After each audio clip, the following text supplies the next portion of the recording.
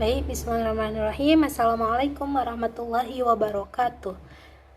Alhamdulillah, syukranillah, nahmaduhu wa nasta'inuhu wa nastaghfiruhu, wa na'udzu billahi min syururi anfusina wa min sayyiati a'malina, man yahdihillahu fala mudhillalah wa man yudlilhu fala hadiyalah, amma ba'du. Baik, yang saya hormati Ibu Sarina Aini LCMA di tempat.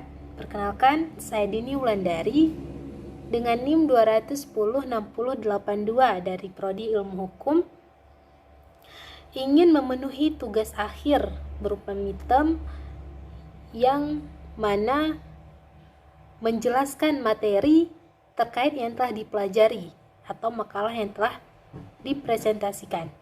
Pada kesempatan kali ini saya akan mengambil materi dengan judul Filsafat Islam. Baik, saya akan mengkaji tentang seputaran filsafat Islam, yaitu dari latar belakang filsafat tersebut, pengertiannya, perkembangannya dalam sejarah Islam, dan juga tokoh-tokoh yang berperan penting di dalamnya. Dimulai dari latar belakang filsafat Islam. Filsafat Islam muncul dari pengaruh kebudayaan Helenin, yaitu dua kebudayaan dari Persia dan Yunani, yaitu wilayah barat dan wilayah timur, yang mana kedua budaya ini saling berkontradiksi, yaitu ketika ketika masa Alexander Agung atau Alexander the Great, murid dari Aristoteles sendiri, berhasil menempati Yunani, yaitu pada tahun 311 Masehi. Pada saat itu juga lah dimulainya percekcokan dan pertikaian antar kontradiksi budaya yang saling berselisih paham, sehingga diperlukan pemecahan masalah dari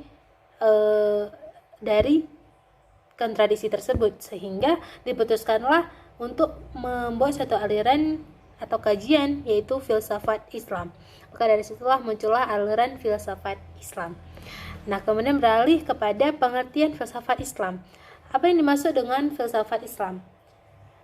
Saya akan menjelaskan satu persatu, yaitu filsafat dan Islam. Filsafat sendiri berasal, jika dikaji dari segi etimologi atau bahasa,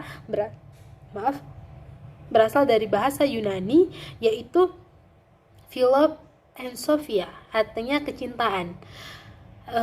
Secara arti luas dapat dikatakan bahwasannya hasrat seseorang untuk mencintai kebijakan, the love of wisdom.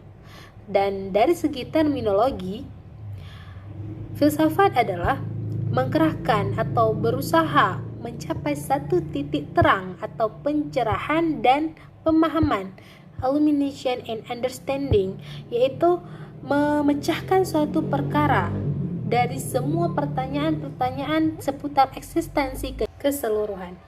Kemudian kita kaji dari makna kata Islam, filsafat Islam. Tadi filsafat yang sudah kita bahas, kemudian tentang Islam. Islam akar dari kata bahasa Arab, yaitu aslama yuslimu islaman, yang berarti tunduk, selamat. Kemudian dari segi terminologi, berarti Islam adalah menyerahkan diri kepada Allah Subhanahu wa Ta'ala, dan diharapkan dengan kita menyerahkan diri kepadanya maka akan memperoleh keselamatan. Nah, kajian filsafat Islam bisa kita simpulkan dari makna-makna yang di atas, bahwasannya filsafat Islam itu tidak hanya mengandalkan rasio. Jadi kita harus menselaraskannya juga dengan dalil-dalil Allah atau dalil-dalil ketentuan Al-Quran dan Sunnah. Berarti itu adalah wahyu kalbu dari ilahi Rabbi kepada kita, yang kita harus jalankan rasio dengan wahyu tersebut selaras, agar kita menyadari bahwasannya adanya kehadiran Allah Subhanahu wa Ta'ala itu ada sebenarnya. Seperti kita akan berpikir, ketika kita menselaraskan kedua aspek pemikiran ini, kita akan berpikir bagaimana penciptaan langit, siapa yang menurunkan hujan, bagaimana terjadinya pergerakan siang dan malam, siapa yang menjadi penggerak itu semua. Nah, kita akan berpikir ke situ, maka kita akan tahu di dalam filsafat Islam ini bahwasannya ada seseorang yang menggerakkannya. Jadi filsafat Islam ini mengkaji semua tentang aspek di dalam kehidupan yang berkaitan tentang agama Islam, baik itu dari segi moral, adab, dan lain sebagainya, yang menghantarkan kita kepada kehadirat atau zat sang pencipta, bahwasannya Islam itu dilahirkan dari sebuah ajaran yang disampaikan dari Rasulullah yang bersumber langsung dari Maha Pencipta kita, yaitu Allah Subhanahu wa Ta'ala. Jadi tidak semata-mata mengandalkan rasio. Maka itulah yang disebut dengan filsafat Islam, sebuah kajian yang berhubungan tentang keislaman. Maka tidak sering dan tidak jarang juga disebut filsafat Islam ini adalah sebagai filsafat Arab. Kemudian perkembangan filsafat Islam.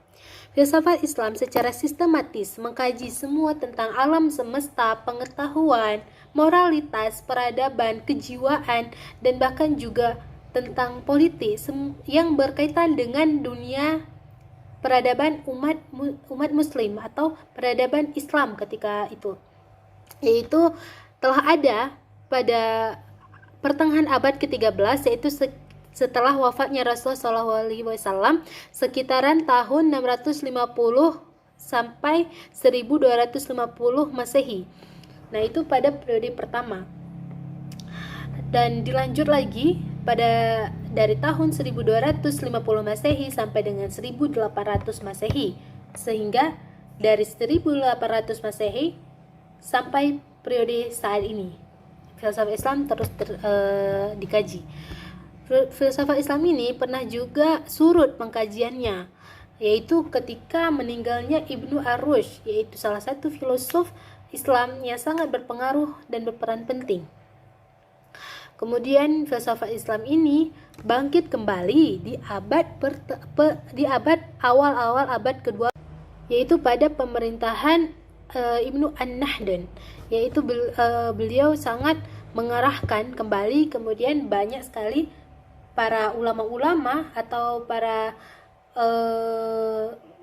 filosof-filosof yang kemudian mengkaji kembali tentang filsafat Islam.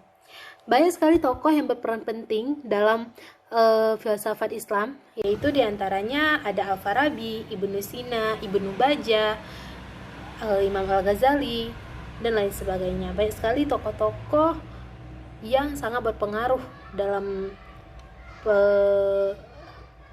peranan dalam filsafat Islam. Al-Kindi, dan lain sebagainya. Salah satu tokoh yang menurut saya sangat menarik yaitu Ibnu Sina. Dari karangan buku beliau yaitu yang membahas tentang kejiwaan. Dan beliau juga merupakan salah satu filosof Islam yang mengkaji tentang risalah dan kenabian, risalatun nubuwat. Saya sangat tertarik dan sangat senang ketika membaca bukunya. Mungkin hanya ini yang dapat saya sampaikan dari kajian filsafat Islam. Lebih dan kurang saya mohon maaf. Wabillahi taufiq wal hidayah. Wassalamualaikum warahmatullahi wabarakatuh.